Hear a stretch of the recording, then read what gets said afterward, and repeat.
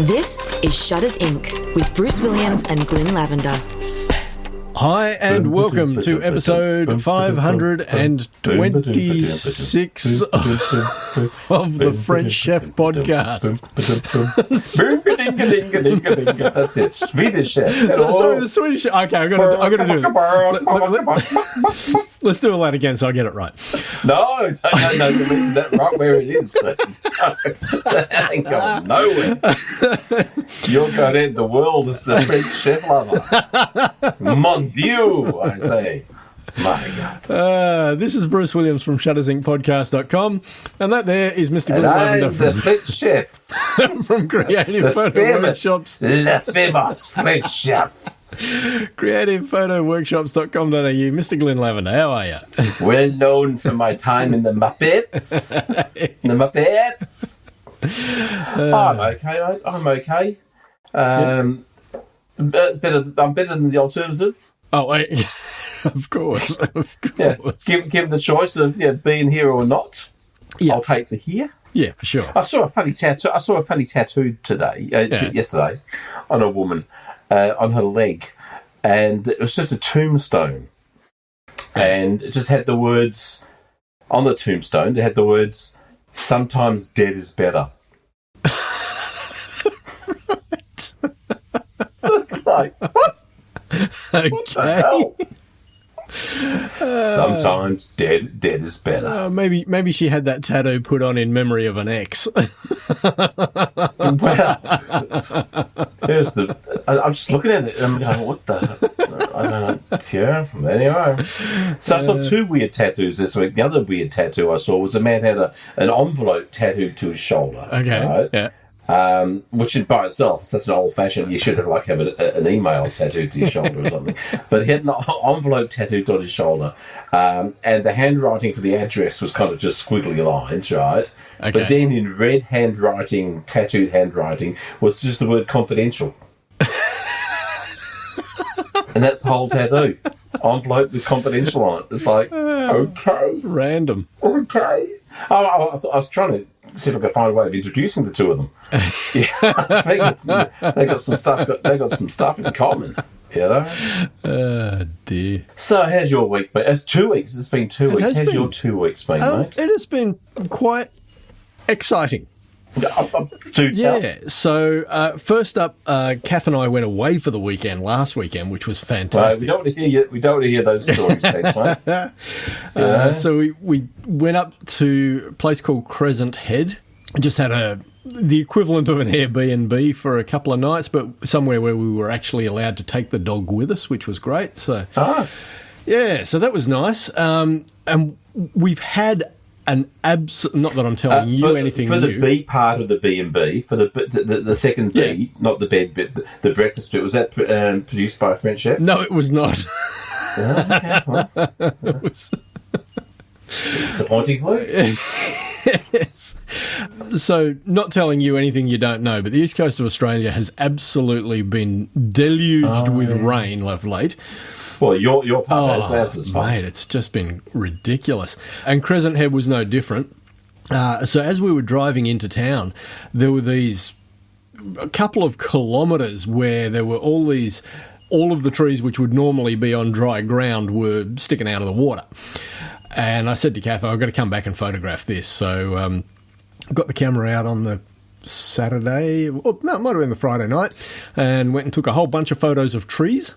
Wow. Any good ones? Yeah, there's a couple I'm really happy with. So, yeah, it was actually photos that didn't happen. Yeah, I was just thinking that because we record the podcast on my Windows system, and all my photos live on my Linux system, I can't access them while we're recording. But you just do that. You just show it like that. That's one way of doing it.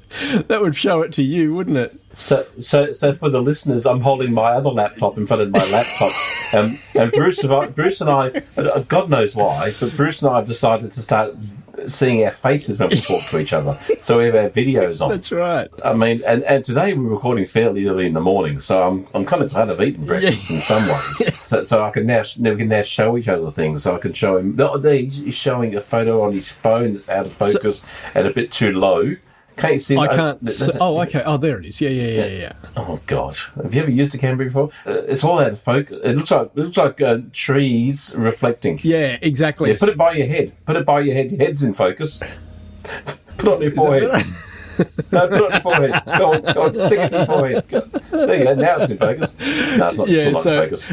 it's an abstract kind of look, and yeah, just really happy with the way it came up. There's a couple other images as well. So, did you put them up on your Facebook? I don't remember seeing anything. The funny thing is, I didn't put them up on my own personal profile. I put it in the Darktable group, and I also put it in another group, Australian Tree Addiction, which is just a group of people who post photos of trees.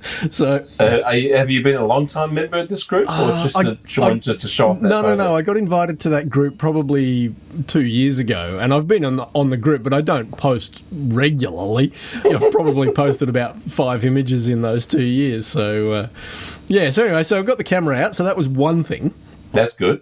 That's more than I've done. The other interesting thing that has happened is I'm on the verge of a new job. Getting back into media, which I'm very excited about. Awesome. In what capacity? Well, I don't want to say too much yet because the ink's not signed. But apparently you're going to meet them face to face, and they may not like the face. So I'm heading down to Launceston next Thursday for basically an overnighter. Well, they must like you. That's getting a bit personal. At least buy me dinner first. Say hello. Yeah, so meeting up with them on Friday morning and spending half and Saturday morning they're making you breakfast. No, just half a day. Have they got a French chef? Half the day, and then hop back on a plane on Friday afternoon to come back home. So awesome. So that's pretty exciting. So as much as I've enjoyed driving the trucks, I find that it's absolute hell on my body, and I never imagined that it would Sometimes death is better. There you go. It all comes around.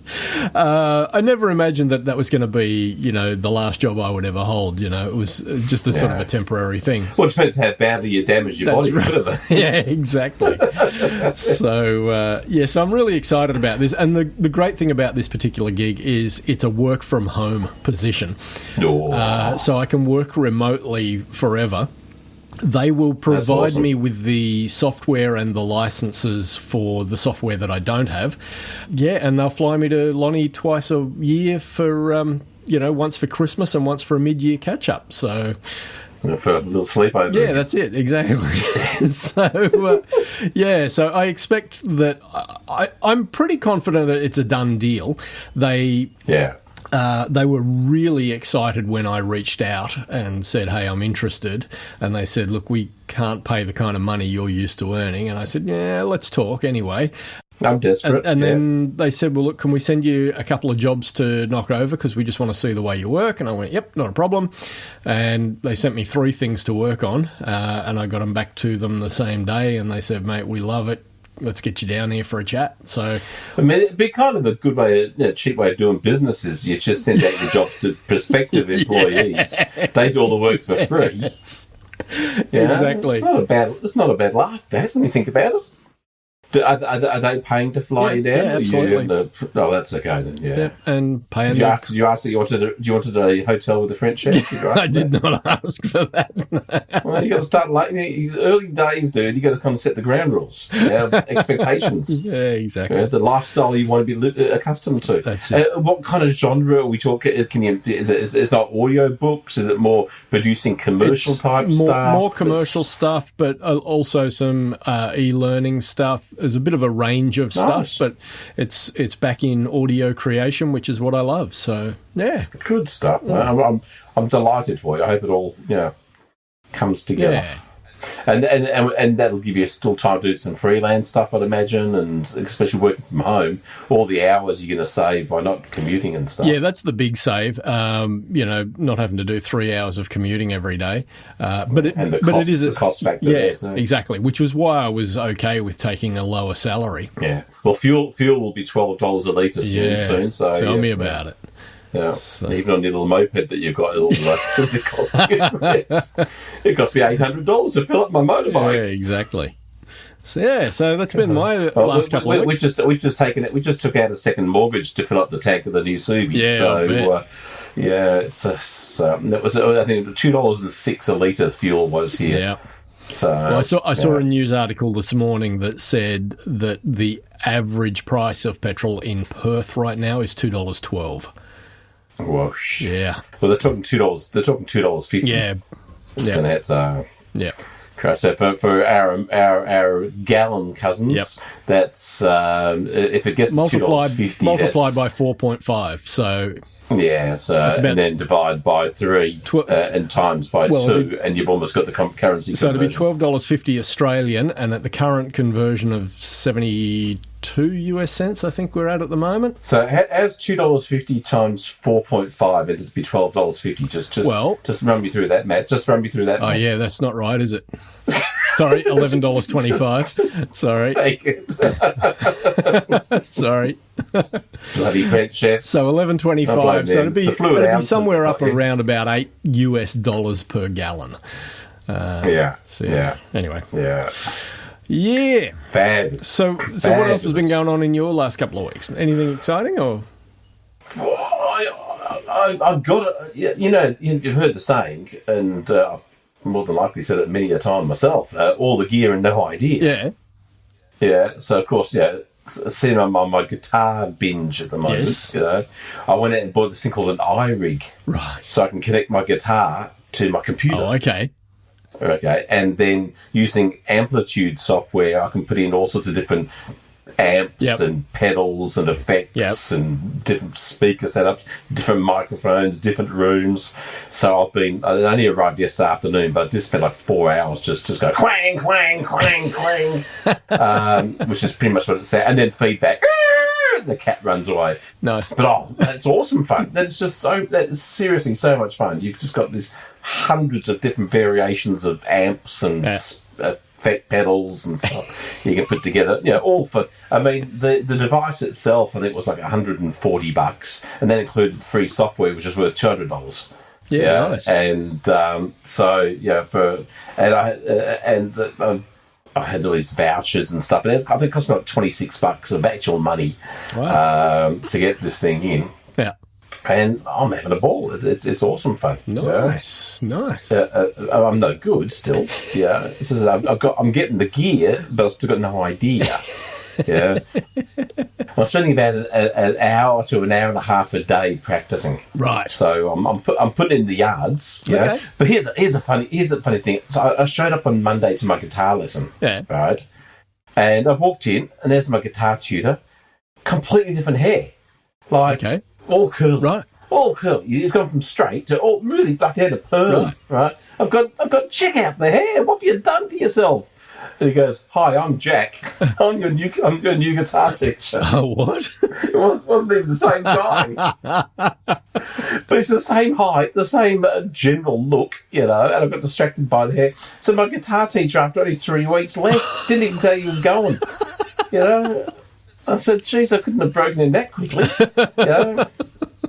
And the worst thing is the other one was called Jamie. This one's called Jack. So they both start J-A. They look the same. They kind of sound the same, you know, except for the curly hair. They could be the same person. Somewhere in Melbourne, there's a guitar teacher walking around saying, "Sometimes dead is better."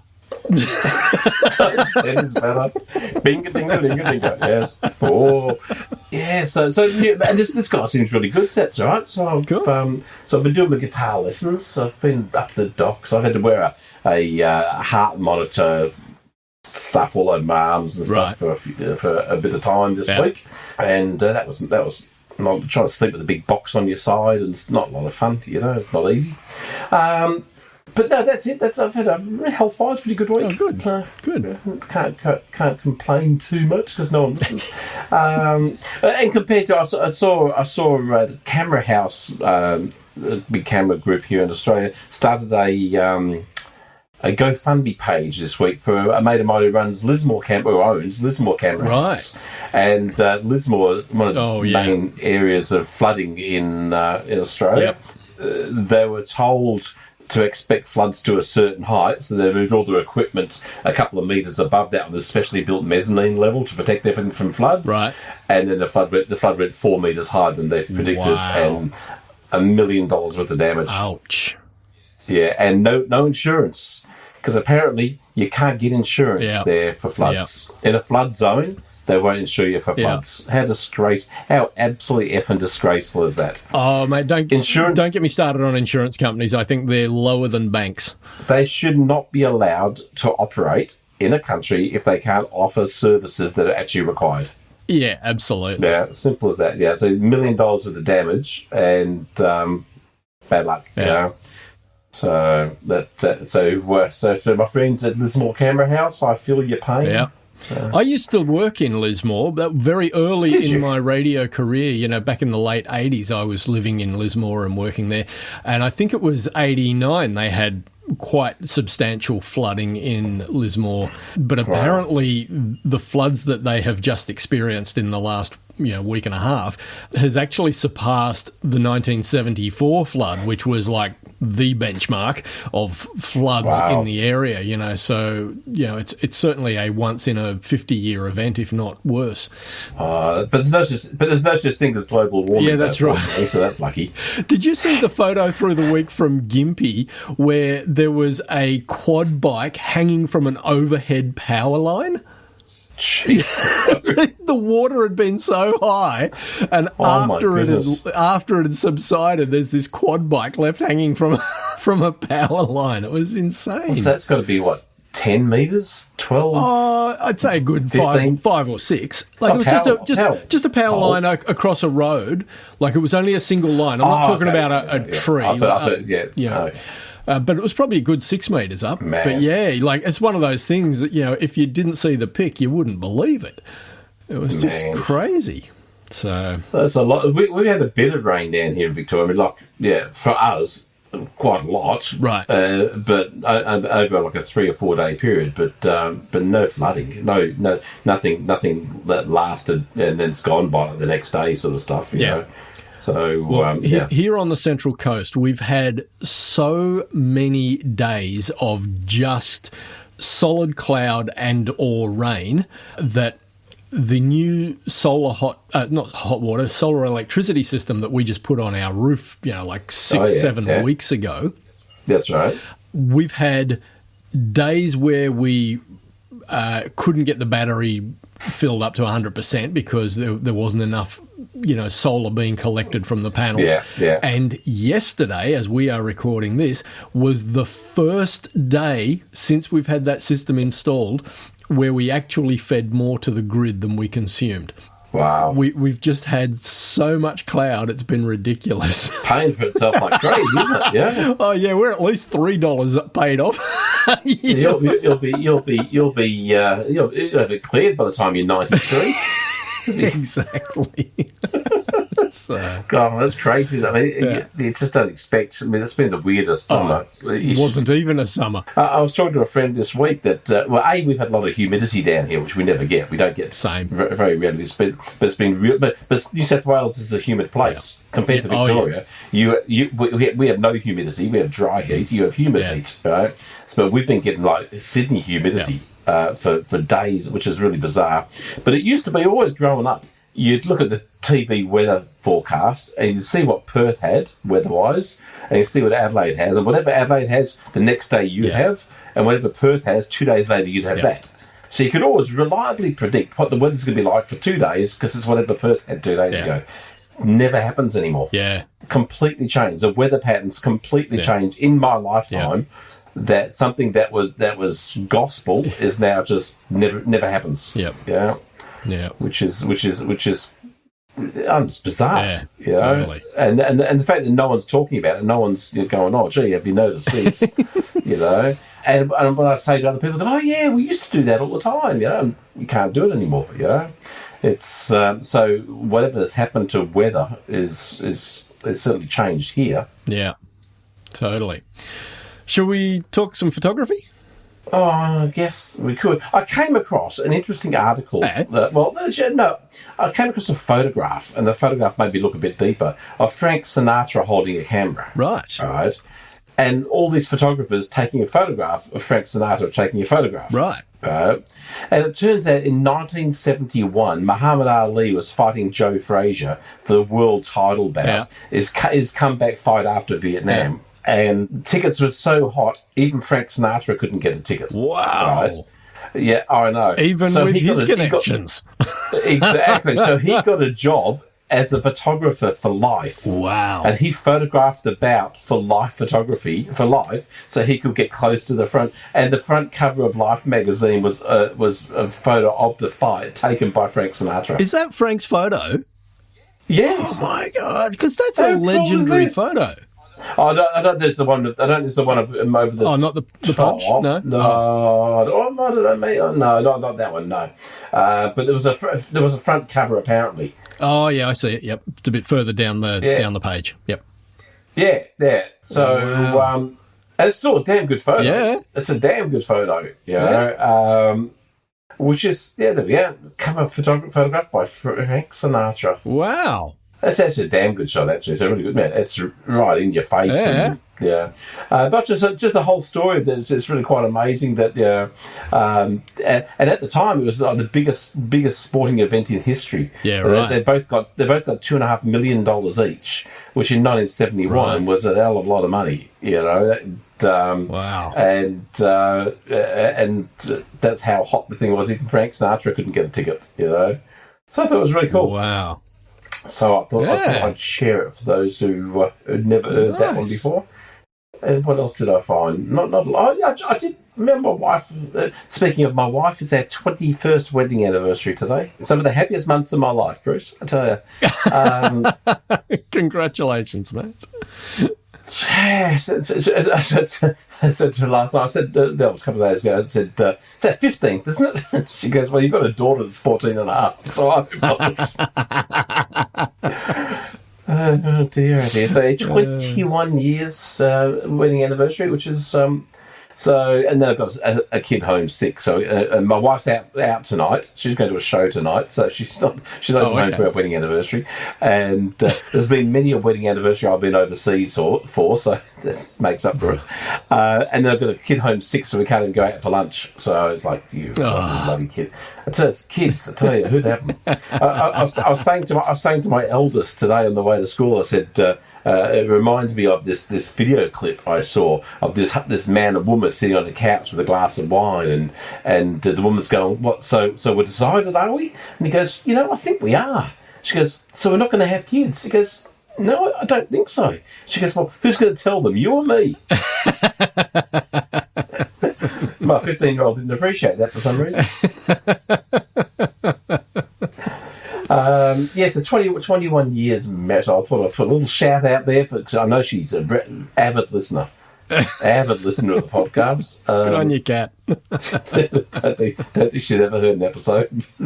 But neither have I, so that makes two of us. Yeah, exactly.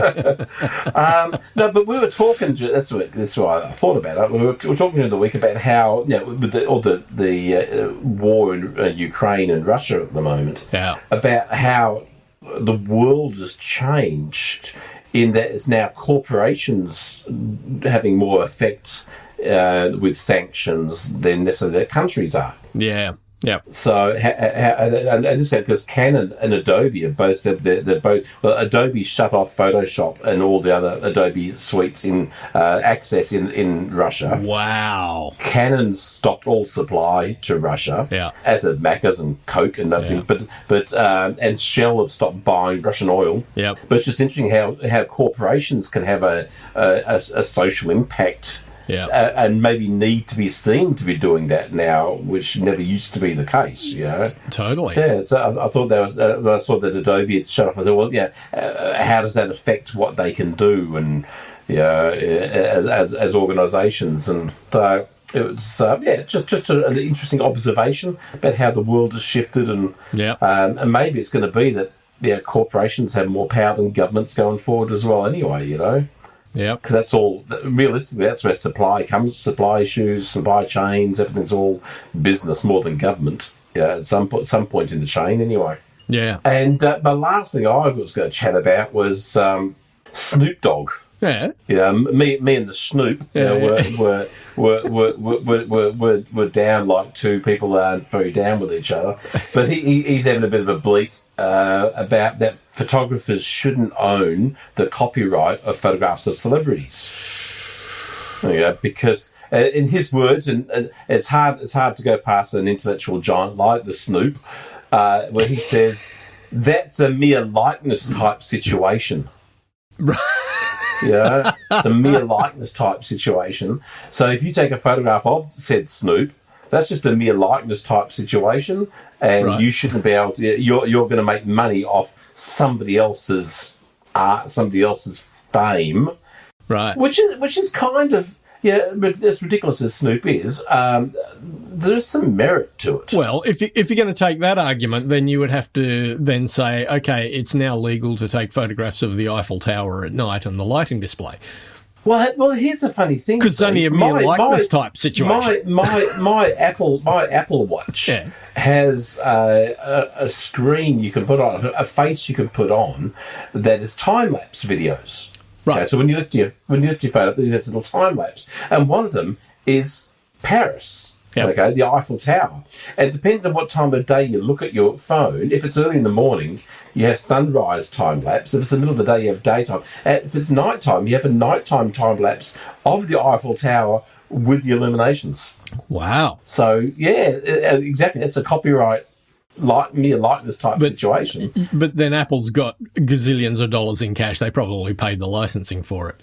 Interesting, isn't it? Yeah, but objects are. No, I suppose if it's owned by a company, if it's private property, and you're taking photos of a private property. But if it's a celebrity, the only reason your photo gets any traction is because of who's in it. Is because of who's in it. Exactly. Maybe you know how like NFTs work. Like you create an NFT and you sell it, but you always kind of own at least part of that. So if it ever gets on-sold, you get part of that as well.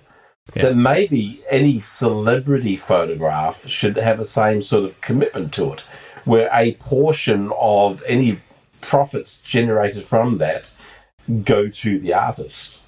Bit like if you play a music track on your radio station, you're going to pay a fee. Yep.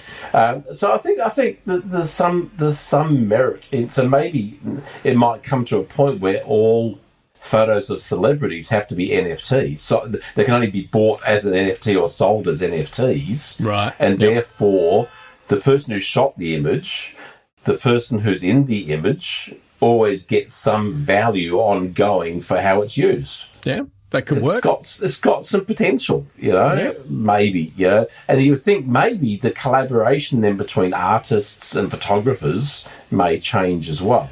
It could totally change, and it might actually reduce some of the animosity. Exactly. So you might get some good collaborations might come out of it because they're not seen to be being used, which is effectively what especially paparazzi do with celebrities, is they use them. Yeah. And there's some sort of comeback for that usage. Yeah. So I thought it was interesting. I don't know. I mean, I didn't sit and read the whole article because it was Snoop. And but he's talking about some image of, I think it was Tupac and some other rapper, and this rapper put a photo up online of that photo and didn't license it, and so he's being sued. Right. And Snoop objected to the sewage. Maybe it's like perfect choice of adjective. Perfect choice of word, and so But I thought that was interesting. It'd be an interesting thing to see if that changes over the years, or if someone was to start up an agency that funneled things through that way. Yep. Would that take off? Would that become a thing where photographers want to be involved in because it gives them ongoing financial benefits and much harder to have their images used without appropriation. Yep. And then maybe celebrities get more involved with it, and I don't know, someone with a bit of money behind them might find that there's a value in doing something with that. Yeah. That's my genius. That's my genius $1 million idea for the week. Excellent. But on that, like all my other genius $1 million ideas, I'll do nothing with. Yeah. So what have you got on your list? Anything exciting? Just a couple of things from our listeners. Paul Sutton sent me an email and said how this guy is making his shots. I am adding him to the list of people I don't like as well. I just wish I could come up with his ideas. And this was a blog post on Petapixel, and some of this guy's creative ideas for portraits are just fantastic. The one that sort of leads off the post is, it's almost like a recreation of Steve McCurry's Afghan Girl, but when you see the behind the scenes of it and just where it was shot, it's just crazy. Yeah, that's you don't like it? You don't like it? It's ridiculous. Well, why go stand there? I don't know. It's a pretension. It's a pretension to go all the way to this location to do a head and shoulder shot that you can't see anything to do with the location. No. That could have been taken anywhere and then massively over-processed. Well, it might just be in the backyard of his house. We don't know. And it's not. You look at his other but photos. The point is, you look down there are some clever ideas here. There are, and then they're over-processed up the absolute wazoo so they no longer look like humans. Sure. I mean, the processing is... there's some beautiful ideas, absolutely butchered, in my opinion. That if they could be toned back, I don't know, 130, 140%, would be a beautiful image. Yeah. But as it is, it's a... I'll be generous and say not to my taste. Fair enough. But look, I've been using this malarkey of look at the location we shoot and look at the image we produce for years. Yeah. But there's no need to go to the spot that girl in red's being photographed to do that photo. No. So you should be showing, I don't know, any lounge room, the driveway. If you had, that should be someone's driveway, not this cool location that's not being used remotely. For any purpose. But I'm saying, what's the purpose of the image to do that image there? I don't get it. Okay, fair enough. If there's a sequence of images taken in that location that showed using that location, maybe. But at the very least, I wouldn't have let off with that image. Right. No, I actually think an image. The one I really like the most is the one with the hand above the car window. I don't know if you've scrolled down to that one. It's about the 6th or 7th image down, at a guess. I actually think that is a really clever technique. Hand on the car window. Again, I mean, it's post-processed to the nth degree, but I do think it's a clever technique. No, it is. It's. I mean, it's not. That's the image he's seeing, but having the photo taken. That's not that image. No, I'm sure the raw file looks nothing like that. No. He's not shooting that image in that photo of behind the scenes. Oh, okay. Because that lens can't shoot that image. Right. Looking like that. Because it's either tight, so you can see her face, then his hand's chopped off. Yeah. Or it's wide, so you can see his whole hand, but then you see the top of the car. Yeah, the top of the car window. So that's not... Yeah, right. I'm with you. That's not the image. That's not how the image was captured. No, that photo. There's no way that happened. I like the concept of the image, absolutely. Yeah. And look, the one with the girl with the purple flowers. Yeah, but once again, just absolutely butchered the post-processing. Yeah. And to tone it back 50%, it's still a beautiful image. Yeah. But over whitened eyes, ridiculously smooth skin. Yeah. I don't know. The rest, they're all looking... What's that one with the book on fire? That's interesting, isn't it? Yeah, that's a great one. Let's set a book on fire. I think probably the least over-processed is probably the girl eating the strawberry. Yeah. Look, I mean, he's got some. I don't know. It all just comes down to, if you have the talent to have that sort of vision. Yeah. Why do you feel the need to kill it? In my opinion. To kill it with that much post. Yeah. If you've got the vision to see, why don't you see that? Well, maybe he can't actually capture in camera what it is he sees in his mind. No, absolutely. But he doesn't. Do you need to over-process and soften the skin to beyond human realms? Right. That's what I'm talking about. The ability not to see that everything's now, once again, in my opinion, bushes. And the biggest one, and my favourite image of this is the Madonna type image, the woman in yellow, with her headpiece. Could be a stunning image, but you look at it, you go, oh, it's just that face. It's just it's a Barbie doll. It's a plastic head stuck on. And once again, it could be the fact that we're looking at it on the internet. Yeah, maybe that's. But if you zoom in on that, I mean, it doesn't look sharp. Right. But once again, that could be the internet. But the skin is. It's got a texture, but I don't think it's a human texture. So you've got that much talent visually, but there's like something sort of falls over, And you zoom in on all the faces, there's unusual texture. Right. It seems on a lot of them. It's just, it's like they're being texturized. Right. But again, it could be Facebook. I don't know the internet, but I zoom in on the red-headed girl with the yellow top on, the little posy of flowers. Yeah. Again, you zoom in on her face, and it's like, ooh, I'd love to see these images just toned to a way that just shows beauty, right, rather than over the top. But yeah, just my opinion. Yeah. Maybe I have no idea what I'm talking about. True, just because I don't like it doesn't mean it's not likeable. No, well, we've said before, the whole thing about photography is that it is subjective, Yeah, but they should like what I like, Bruce.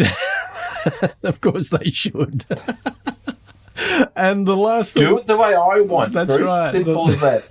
The last thing was from Philip Johnson, and this was I love this. A link to a Petapixel blog post, which then has a link to a YouTube video, which is actually really just which has an a link audio recording to a blog post, which has a link to a vlog. But the subject is: listen to a photographer born in 1843 talk about documenting the Wild West. I've not had a chance to listen to this. I started listening to it just before we recorded and realised it ran for over half an hour and went, I'm not going to get through that before we start. So But you read the article at least, though. No. Did you? You said this to me days ago, dude. I know. Days ago. I know. But Yeah, look, I love this. This is probably one of my favourite articles of the year, so thanks, Philip. I appreciate that. It's, once again, because we were talking about this history of photography a bit over recent months, about these early photographers, and just this guy's out going into parts of America that had almost not been visited. Yeah. Certainly never been photographed back in the 1860s, 1870s, all this sort of period. Yeah. But talking about the process to even be able to take a photograph. So here's the thing. Our old photo process before 1880, we used what we called a wet collodion process. We carried out clean glass plates and a whole bunch of chemicals, collodions and developers, and iron solutions and acid solutions and everything, filters and trays and bottles and everything of that kind, and a kind of a portable darkroom tent to work in. We had to go into that little tent, take one of those green glass plates, throw it with a collodion, emboss in silver bath of nitrate, and while still wet, put it in a plate holder and rush out and expose it, run outside and take the photo quickly, then run back in and develop it straight away. What? Otherwise it would be no good. So with a team of 3 working on it, it took them 30 minutes to prepare to take one photo. Wow. There you go. In the middle of the wilderness, in the middle of who knows what sort of conditions. So that you just can't comprehend what's involved in capturing an image. So you can imagine, because it takes a long time even to set those cameras up in that day. They're sending all the time getting the camera set up and the angle, the shot that they want, and then they've got to run into this bloody tent, build the plate, run out quickly, put it in the camera, take the photo, then run back in and develop the damn thing before it all fell apart. I just think that was just fascinating. What an incredible effort to take a photograph, and they're saying that a lot of these photographs are the reason why Yosemite became the world's first national park, because up until this point, unless you'd been there, you had no idea, or seen drawings, you had no idea of it. But to see photos for the first ever time, went a long way towards creating, the national parks as we know them today. So pretty cool, but a cool article. And I said I haven't listened to the interviewee. I actually just read the article, Bruce. Right. Yeah, no judging here, though, dude. But yeah, really. Well, I'm actually going to capture the audio and chuck it on my phone so I can listen to it on the go. So yeah. Yeah, maybe put it at the end of the podcast. It'll flesh it out. We could do that. Can you do that? I could do that. It's not particularly honest, but... Well, can't you put a link and say we got it from here, go listen to it? Yeah, I suppose I could do that.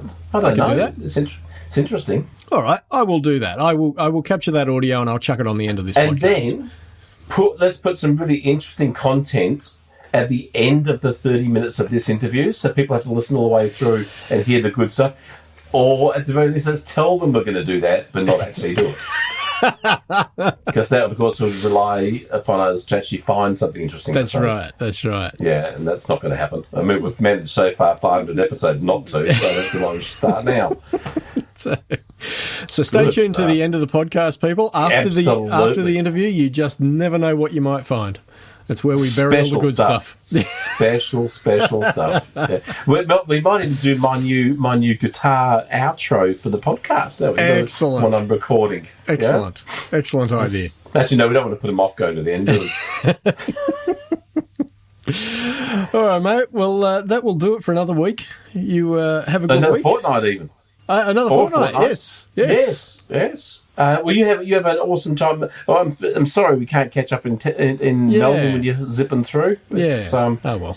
My nights every night is crazy. Yeah, you know, it's just kids. Who'd have them? Yeah. You know? me and my wife having lunch. They decided if we're going to have kids or not. So be well. Hope all goes well and swimmingly for you, and hopefully we hear some good news next episode. Yeah, absolutely. Awesome. All right. Stick around for the interview with William Henry Jackson. Yeah. I wonder if that's where Jackson Hole got its name from. Oh, good question. I don't know. Maybe Jackson was there filming, fell in a hole. Let's call it Jackson Hole. That's how they named things. That's how they named things back in those days. Yeah. That's why places like stumbled over, fell off a cliff. Yeah. Pissed against a tree. Pissed against a tree, Wyoming. That's a hell of a name. All right. All right, mate. Have a good one. Bye, all. See ya. Since 2005, Shutters Inc. has been a labour of love. But beyond the time required to produce it, there is also a financial commitment. If you find value in the podcast and would like to help keep the servers running, hit up the Patreon link, which is in the show notes. Even a couple of dollars a month will help. Much appreciated. Now, back to the podcast. This morning on a coast-to-coast broadcast of the Mutual Broadcasting System, it is our pleasure to pay a tribute to a gentleman who's sitting at our microphones here now in the Department of the Interior building. I'd like to repeat again that tribute before we start this little discussion, Mr. Jackson. We said this morning, one of America's grand old men has a birthday this week. He will be 98 years old Friday. Think of that. Lacking only 2 years of being a century old. I think it's safe to say that no one in the world living today has looked upon the things this man has seen. No man will ever see them again, for William Henry Jackson is part and parcel of America's Old West. It was 75 years ago, way back in 1866, that he worked his way west on the Oregon Trail as a bullwhacker. He was the first man who ever took pictures in the Yellowstone country. With his camera and with his able brush, he has photographed and painted a record of our early West that would not exist otherwise. He went as a bullwhacker with the Mormons to Salt Lake. He was with a mule freight outfit that lugged stuff over the mountains to a little village called Los Angeles. He rode herd on Mustangs around another little village called Omaha. Because this man had the eye of an artist and the instinct of a historian, we have a better understanding today of the beginning of our great West. Much of the development of the West was aided by his work. A magnificent and full life you've had, William Henry Jackson, and here's thanks and the nation's best wishes to you on your 98th birthday. That was in the broadcast this morning. And now we're very happy, Mr. Jackson, that you're here with us now and can tell us in your own words some of these things that I know you would like to have us know.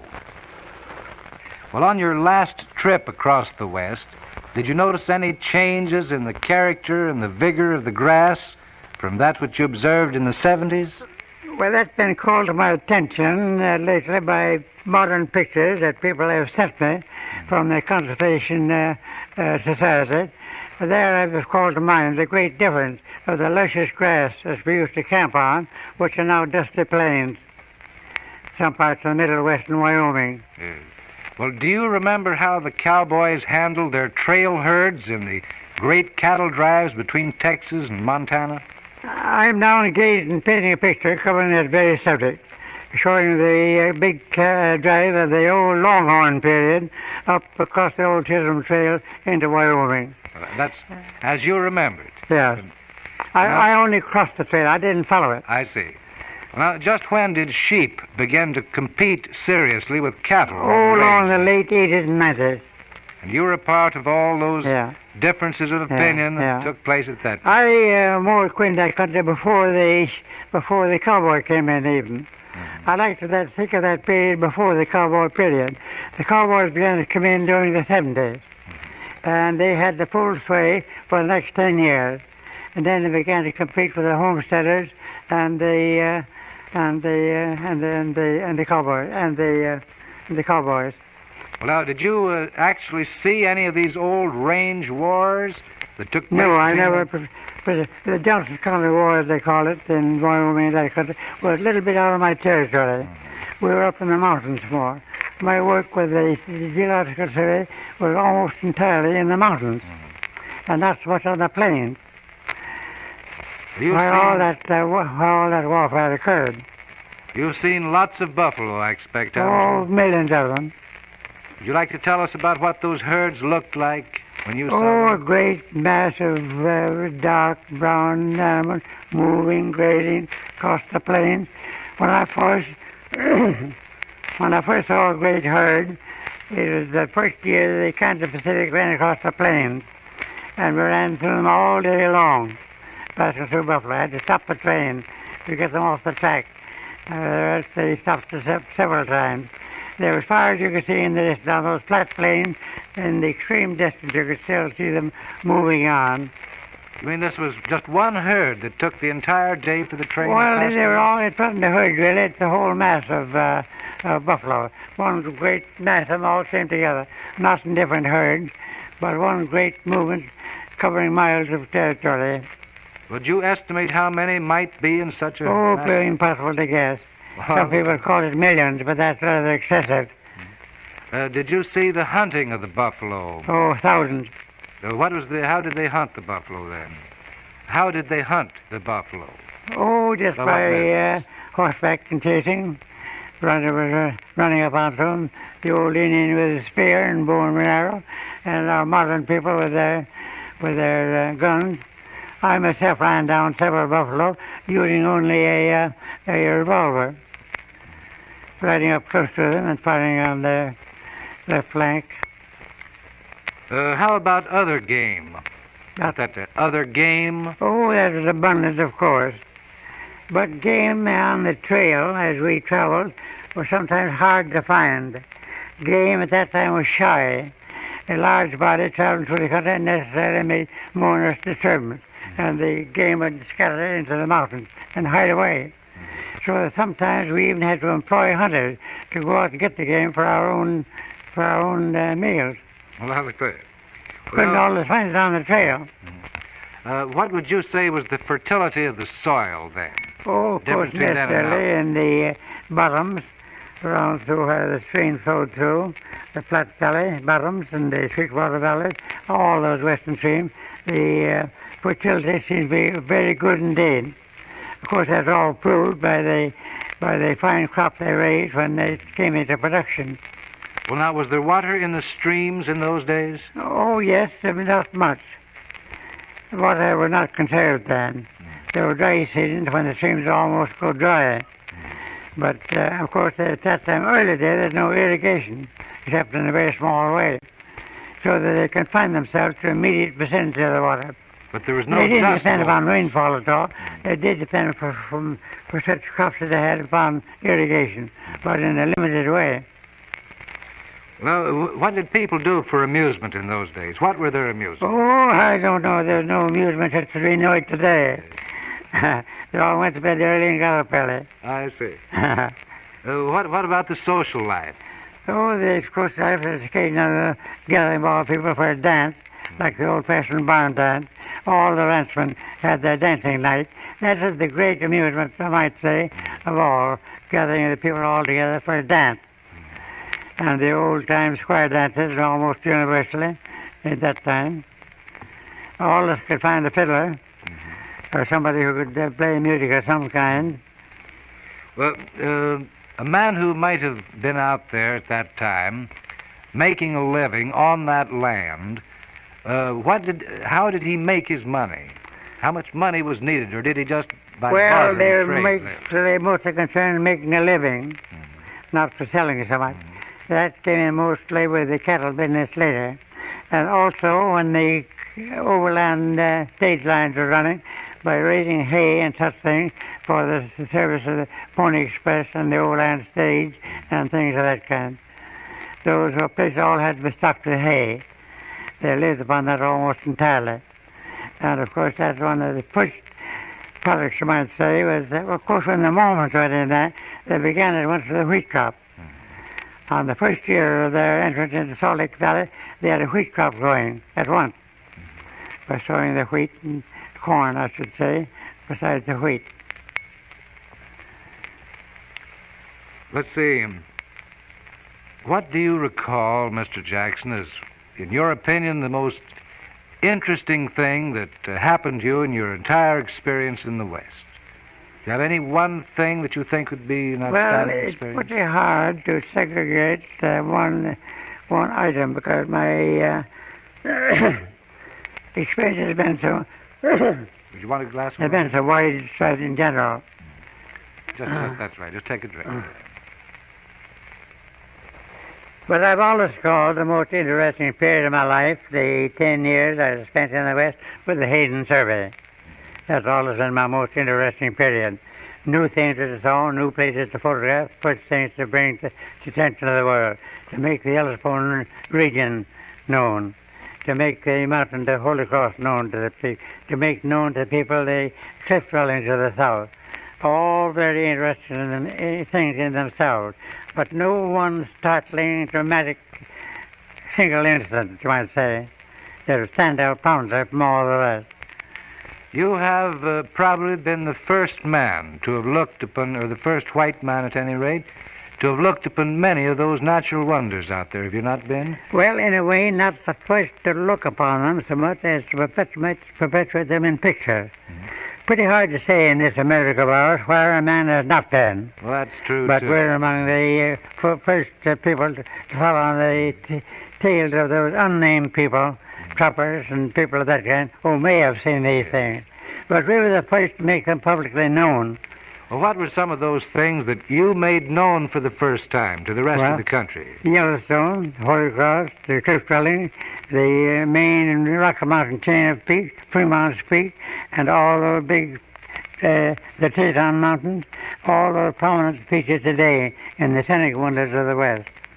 I have seen some of those pictures you've made, Mr. Jackson, made on the tops of mountains, where you knew that it must have been tremendously difficult just to get to the point and carrying That was the main part of my experience with the Hayden Survey, was carrying that cumbersome, very weighty photographic apparatus to tops of high peaks.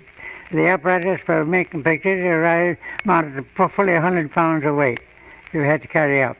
Of course, I had to have assistants, generally 3 of us.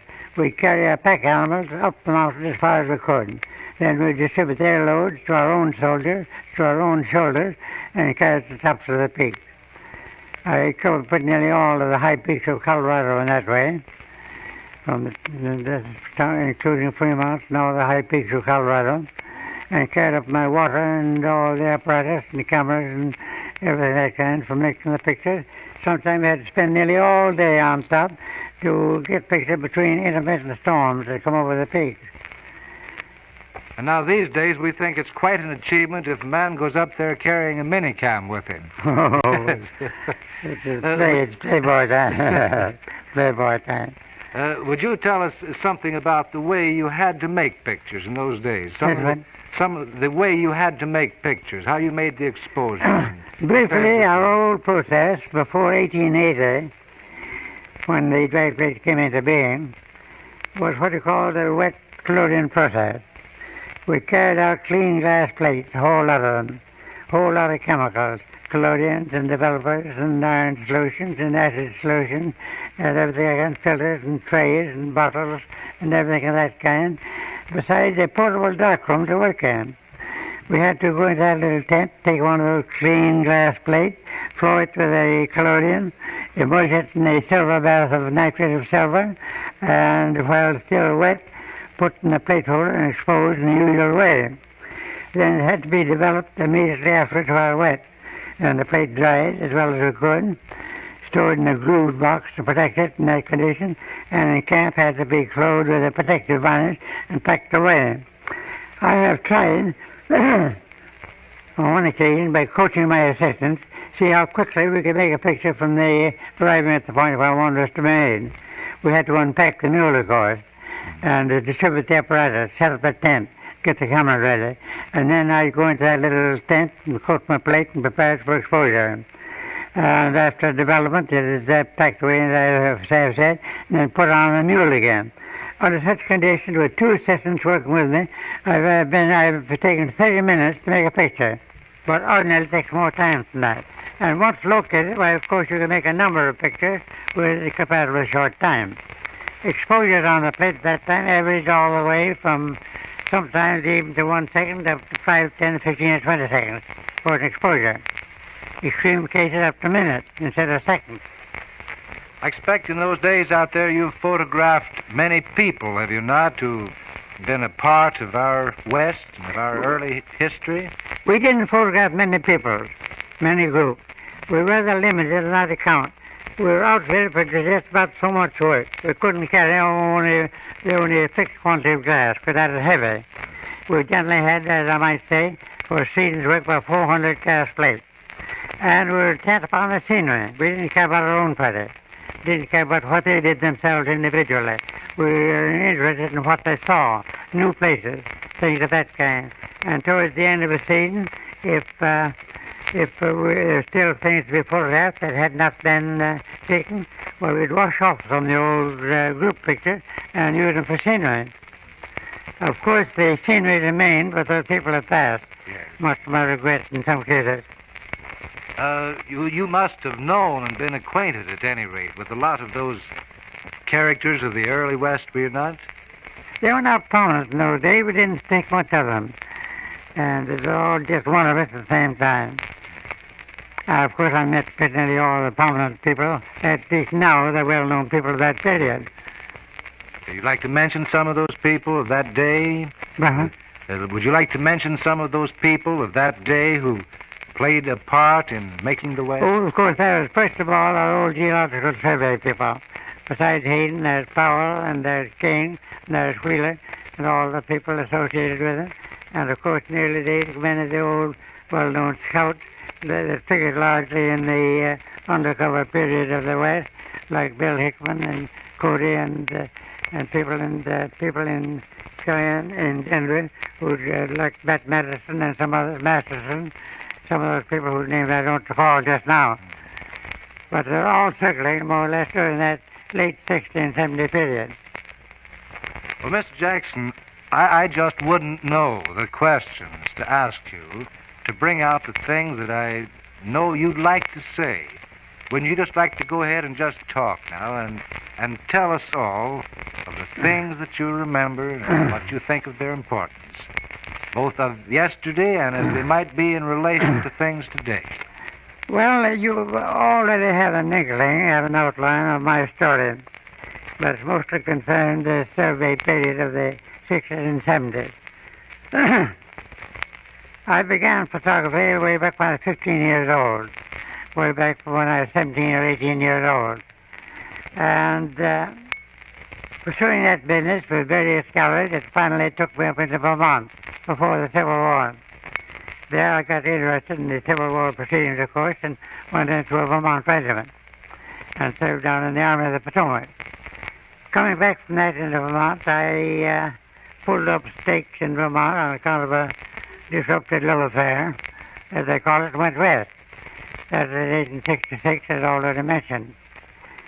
That work took me to California and then back, returning from California behind a band of about 150 Mustang ponies, driving 2,000 miles across the country from Los Angeles to up through Salt Lake, back to Omaha. There I thought I'd had enough of that kind of wandering and went into the photographic business. Set up a gallery of my own and began working on the Union Pacific Road, then building westward, photographed that road from one end to the other. That brought me in contact with Dr. Hayden, who was then running a survey of the Western Territories. He liked my work so well and thought it should be an important part of his own work, and he induced me to join the survey. I gave up my business in Omaha as a local photographer, and for the next 9 years including, I worked for the survey. That, as I said, as I already mentioned, covered the most eventful period of my life, really. And from that time, when I quit the survey, I left Boston and went to Denver and set up a business for myself. My work from that time began with the rapid development of the Western railway system, branching out everywhere all over the West, Colorado especially, with the Rio Grande and the Santa Fe and the Southern Pacific, all those roads. They furnished me with private cars, crews, and engine and all that, and during the next 15 or 20 years, my work was almost entirely in following up the development of the Western Railroad. During that period, of course, I made a great many pictures for exhibitions, particularly for the Columbian Exposition in Chicago, '93. After that, I prepared a series of pictures over the Baltimore, Ohio Road that I had made the previous year. The publicity agent of that road, after the completion of that work, he conceived the idea of taking me around the world with the Transportation Commission, so-called. So in the latter part of '94, with a party of 5, we started abroad and spent the next 18 months going all over eastern continent, from all the way from England over to the far points of the Far East, down to Australia and the Philippines and the Japan, and finally to Vladivostok on the Pacific, and returned from there overland by sledge in the wintertime, making a 3,000-mile trip over the snowy roads of eastern Siberia, photographing all the way. Those pictures, by the way, being published in Harper's Weekly during that period weekly, and all the issues of that paper during the latter part of '95 and '96. That was one of my longest trips of that kind, because we took the whole route from Vladivostok to Moscow in covering that trip in that year. Returning from that to New York, we came back in the Depression period of the late 90s, and that kind of threw me out of business, until finally I joined in with a color printing concern and went to Detroit in '98, and for the next 25 years I engaged in color printing business, converting these photographs largely into color views, postcards largely. We turned out millions and millions of postcards, using all my old negatives made during the previous 40-odd years. I understand that you're the father of the postcard, Mr. Jackson. Well, that is a far-fetched assumption, I think. When I was in the Army, I sent home in every letter a little picture the size of an envelope that I had drawn out, a whole lot of them. And when I came home, I gathered them up to show again. Being a picture similar to the postcard, to the card picture, it might have been assumed that the first of the postcard, although not mailed as such, although it was mailed in an envelope. I made a great many. The writer in the Post here in New York presumed that to be the origin, but I couldn't say. I don't think they were used. I think that's as logical an origin as anyone else can say. But I don't know when the picture had been used for that purpose before that time. The little picture cards made different sizes and so on, but not the size of an envelope as a picture card as we know them today. You've been responsible for a great many million people, I expect, then, saying, wish you were here, sending the picture where they were. In connection with your trip around the world, Mr. Jackson, since your eye had been for natural beauty, primarily, and you'd had the opportunity of seeing a great deal of our country, and then the opportunity to see the beautiful nature spots of other countries. Yeah. What, in your honest opinion, is the comparison there? Is America a beautiful country? Well, the scenic part of America is pretty well done. Photographers now are more intent upon Hollywood and their latest interest now on the scenery of the country. How would you I'm not say the- sympathy with. I've been a landscaper, I've been nature of scenery unadorned in the country. Well, how would you say that our American scenery compares to the scenery of other nations? Oh, there are little spots of it that are equal to and as attractive as anything you have abroad. Take the Jackson Hole country, for instance. Take our Yellowstone, which is unique. Take our Grand Canyon. Take our Yosemite. Things that cannot be paralleled anywhere else. And I think that we have here great attraction that way, of course, as they have abroad. Of course, we haven't the Grand Alps, or haven't the Himalayas, and a great many things we haven't. But to have things equally attractive in a way, I think. People talk about the centenary of my work in the United States. I'm very happy to have it linked up here with the Geological Survey. And in connection with photography, which my light has been largely identified, I've covered a little more than 80 years of active service in photography. Coming into it on the very heels of the old primitive daguerreotype process and following through all its courses up to the present time, mostly in connection with public surveys in the West. My early period across there was covered by sketches. Then I took up the work of the Geological Survey in 1870 and followed through all that decade of the 70s. And that brings me back here again after these 75 odd years to sojourn again with the explorers of today, Explorers Club and the Geological Survey and various allied organizations of that kind. My life has been devoted to picturizing the West. When I gave up photography and with the old processes, I took the pencil and the paintbrush, and I've preserved many mementos of the old trail in that way. Go on a little further. Yes, go right ahead, Mr. Jackson. Well, for the last 15 years, since I retired from active business, I've been more active than ever in carrying on the story of the Old West. That's been largely in connection with the work of the Oregon Trail Association, covering my original route across the continent, as well as picturizing it now for future records of the Old West. Because I bring to it not only my original work in sketches and so forth, but the memory of all those things which are still fresh in mind, and able to carry on the old story by picture and other means of that kind. It's been a great pleasure to meet the boys of the Geological Survey here. I come here pretty nearly annually, although my home is now in New York, but I keep alive the old story, and from here I go west every year, still following the old trails, from the Missouri River to the coast, as we call it, by foot and airplane and motor car and every imaginable way you can think of. I've covered, I think, pretty nearly every way of traveling across the continent. Well, I want to thank you very, very much, Mr. Jackson, for coming up here and giving us this opportunity of having your voice put here in this transcription so we may know these things. Yeah. Thank you. Thank you very much.